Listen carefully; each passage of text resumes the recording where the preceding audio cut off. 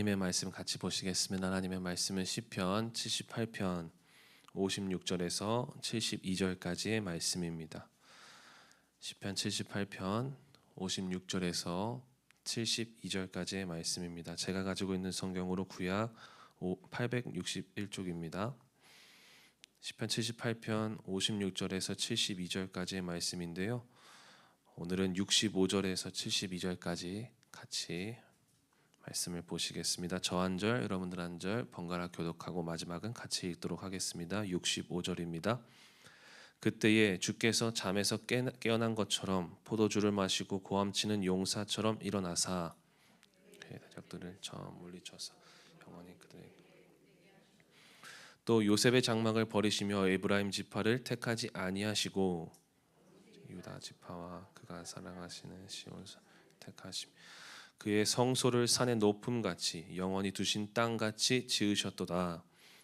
그의 종 다윗을 택하시되 양의 우리를 취하시며 전 양을 지키는 중에서 그들을 이끌어내사 그의 백성인 야곱 그의 소유인 이스라엘을 기르게 하셨더니 이에 그가 그들을 자기 마음의 완전함으로 기르고 그의 손에 능숙함으로 그들을 지도하였도다.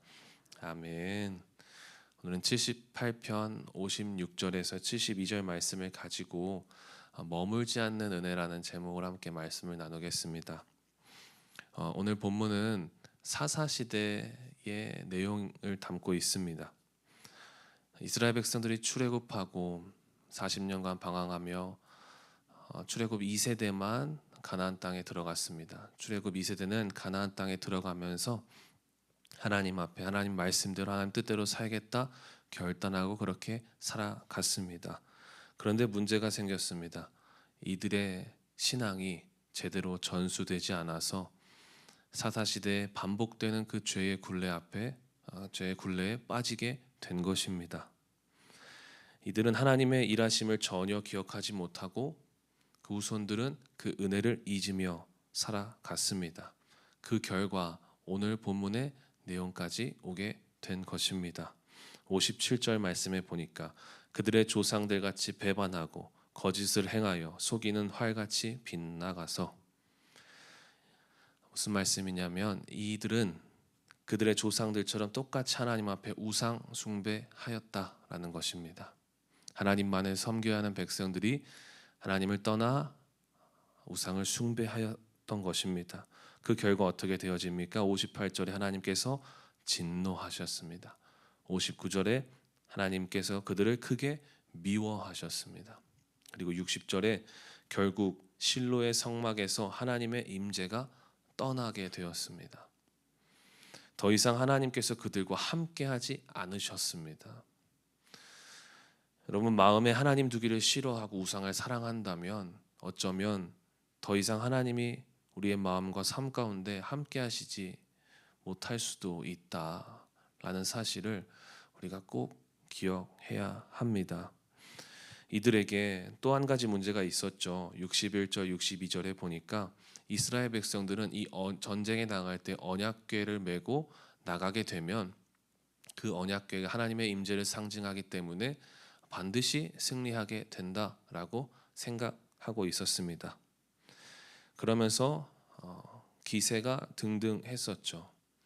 이것은 마치 언약궤를 마치 하나의 신처럼 하나의 부적처럼 하나의 능력처럼 취급하며 완전한 샤머니즘 신앙에 빠지게 만들게 된 것입니다. 그래서 하나님은 이 언약궤를 블레셋에게 넘겨줍니다.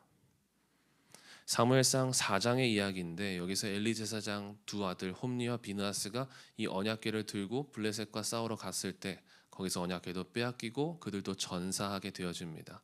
비느하스의 이 아내가 그 이야기를 듣고 아이를 출산했는데 너무 충격을 먹은 나머지 아이의 이름을 그 유명한 이가봇이라고 이야기합니다.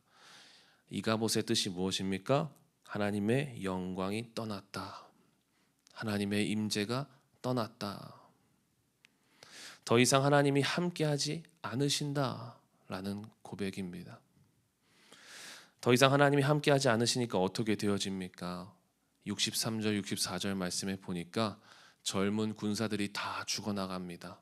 그리고 제사장들도 다 죽어나갑니다. 그러나 여러분, 하나님은 이스라엘 백성들을 그대로 두지 않으셨습니다. 마음이 상하고 아프셨지만 가만히 계시지 않으셨습니다. 하나님이 떠나셨지만 떠나지 않으셨습니다. 65절 말씀에 보니까 그때에 주께서 잠에서 깬 것처럼 포도주를 마시고 고함치는 용사처럼 일어나사.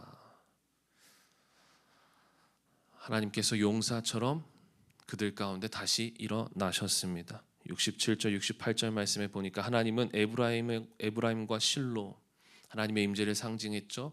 그들을 떠났지만 유다와 시온을 택하여 세우시고 다시 임재하셨습니다. 하나님께서는 침묵하지 않으시고 이스라엘 백성들에게 다시 기회를 주신 것입니다. 하나님의 은혜는 심판에 머물지 않는 은혜입니다. 그냥 떠나서 끝나는 것이 아닙니다. 여러분, 하나님은 공의로우시지만 그럼에도 우리를 사랑하십니다. 말라기 이후 400년간 하나님께서 침묵하셨지만 하나님께서 영원히 침묵하지 않으셨습니다. 우리에게 누구를 보내어 주셨습니까? 예수 그리스도를 보내어 주셨습니다.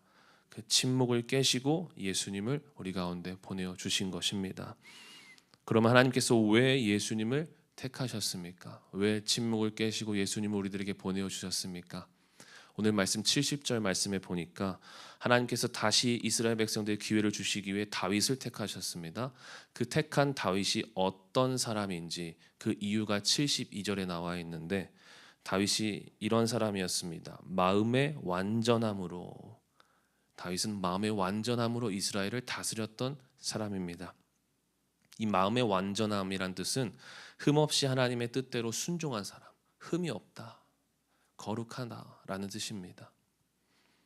다윗이 그런 사람이었습니다.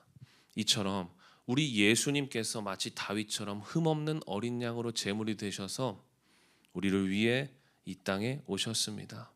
이것이 하나님의 은혜입니다. 하나님의 두 번째 기회입니다. 다윗이 마음의 완전함으로 하나님의 뜻대로 순종하여 이스라엘을 다스렸듯이 예수님도 십자가에서 흠없는 제물로 죽기까지 순종하셨습니다. 그래서 이 하나님의 공의와 하나님의 은혜가 만나는 지점이 바로 예수님의 십자가입니다. 여러분, 하나님은 침묵하시지만 침묵하지 않으십니다. 심판하시지만 사랑으로 회복하십니다. 우리를 문제에서 머물게 하지 않으십니다. 예수님의 십자가 은혜가 우리를 더 이상 죄에 머물지 않게 하였습니다. 그리고 흠없이 죽음으로 우리를 더 이상 죽음에 머물게 하지 않았습니다. 그리고 부활하심으로 그 부활하신 주님의 은혜가 우리를 사망과 저주에서 머물게 하지 않았습니다. 여러분, 하나님은 우리를 가만히 머물게 하지 않으신다는 사실을 기억하시기를 간절히 소망합니다. 지난 주일 말씀처럼 홍해가 갈라졌을 때 그저 우리가 박수치며 바라보기를 원하지 않으십니다. 건너야만 기적이 완성되어집니다. 머물지 않아야만 그 기적을 경험하게 되어 있는 것입니다.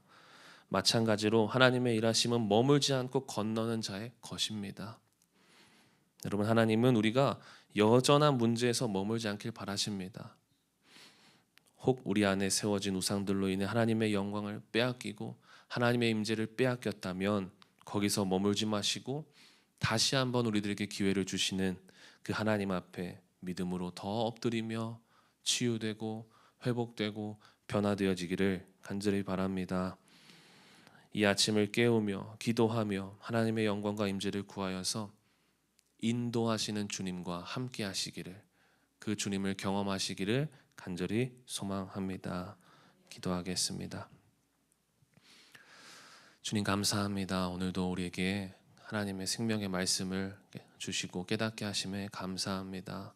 하나님, 우리는 하나님이 떠난 것 같고 하나님의 임재가 여기서 끝난 것처럼 느껴지지만 하나님의 임재는 끝나지 않고 다시 한번 기회를 주시며 다시 한번 새롭게 임재하시는 것을 우리가 깨닫게 되어집니다.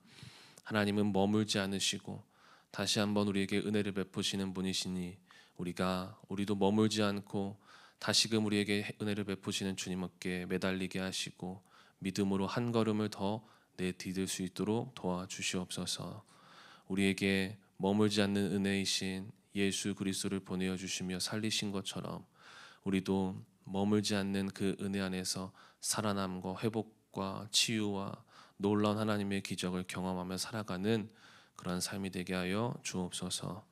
가지고 나온 기도의 제목들이 있습니다. 주님, 내 기도가 간증이 되어지는 그날을 기대하며 엎드리며 나아가오니 이 기도가 끊어지지 않도록 주님 도와주옵소서.